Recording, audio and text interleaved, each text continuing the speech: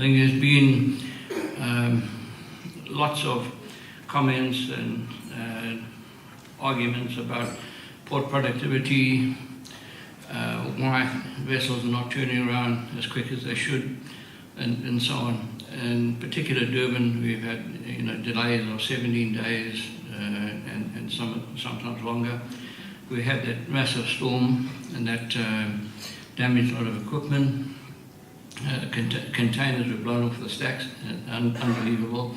And if you look at the two terminals in Durban, you have Pier 2, where you can literally collect a container if it's pre-cleared and take it out the terminal.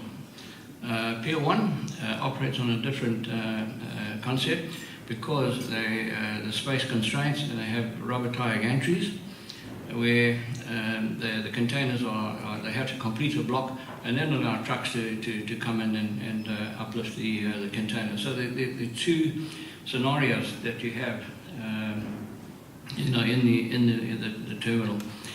In saying that, I get reports every morning, and I look at the reports and I see 4,500, 5,000 containers that are on the ground ready for collection, but they're not moving. You can imagine those containers being in a very congested state.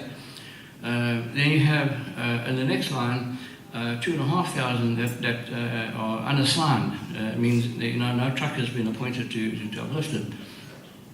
And from when I joined SAMSA in 2013, I came from Evergreen. I had a 2-year break, and from that day, it's the whole scenario has changed.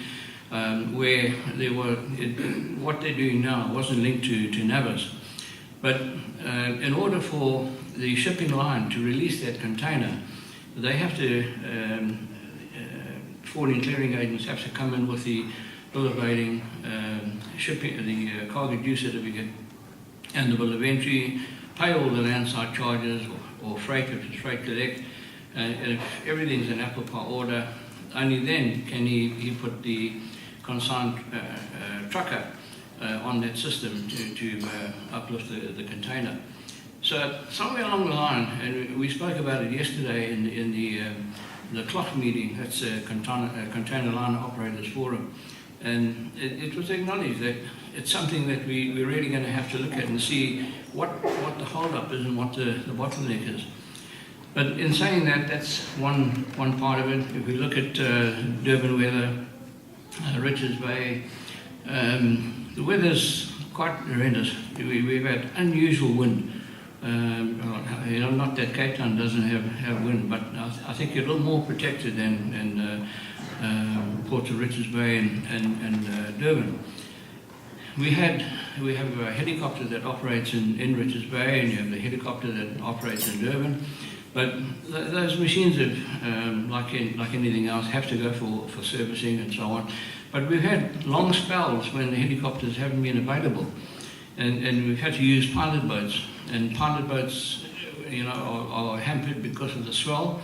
Very difficult to get onto the pilot's ladder. I think many around the table have experienced that, and it's quite a frightening scene when you try and go up pilot's ladder and the ship is rolling and the ladder's coming away from the vessel. So you have situations where the port is literally dead because you can't get ships in and out. So you have these continuous hold-ups.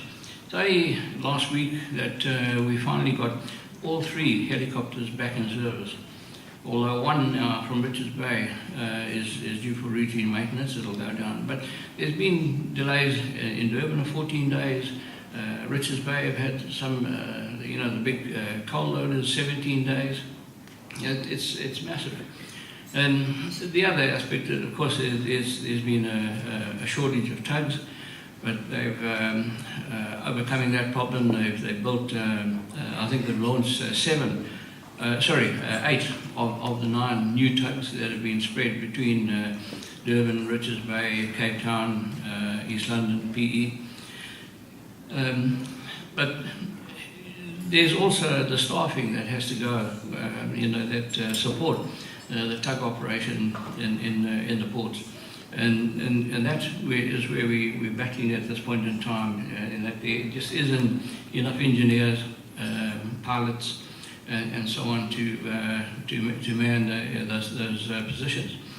If we look at Durban, we had a very sad incident where a young trainee, in fact she was a qualified tug master, she was attempting to board a vessel, and something went wrong, and she ended up in the water, and sadly she drowned.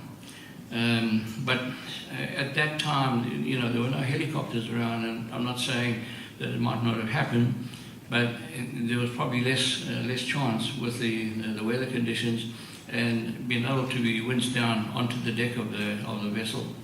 But it's an incident that we don't want to see, and as Shalami said in her speech at the memorial, was that we should never compromise safety. And I think the port is, not that I can recall in my long time in Durban in particular, that I can recall that they do take chances. I think it's very well controlled, and it's the safety aspect is always first and foremost. But it's there are many issues in the running of the ports that we tend to overlook. We've had problems again in Durban, in fact, Richards Bay, East London, PE, with draft. We have limited resources as far as dredges are concerned. There's one that's going to be built now in Port Elizabeth. I think that's another step in the right direction. But getting back to Durban Container Terminal, for those who will remember, in '77, when the terminal opened, it was a hauler operation. They used to call them Fodens with bathtubs. They were kind of chamfered where containers came in and they lined themselves up and the truck went off, and the straddle carrier took the container off and placed it in the stack. But there came a change, and I think to date there's been 3 different types of straddle carriers that have been purchased and put into operation. And when you think of that straddle carrier running from the ship side to the stack, and probably about a kilometre and a half away, it's not designed to carry that 20-ton container.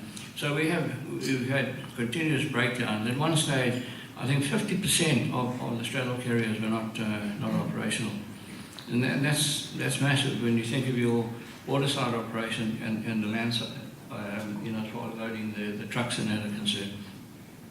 But we can go on and on and on, and I'm not here to take up the time. I think everybody wants to network and speak, and but I think we are heading in the right direction. I think with all the presentations that we've had, there's still a tremendous amount of experience out there. People are coming forward, especially the big bosses of companies who've been in shipping for years and years, worked internationally. And I think every little bit helps to make the wheel go round. And I'm very positive that we will get there. And it's got to be an effort, from everybody's side. And if we adopt this negative approach, then we might as well throw in the towel. We have to look to the future and work towards retaining the image that certainly South African ports have had of being the gems of the African continent. Thank you.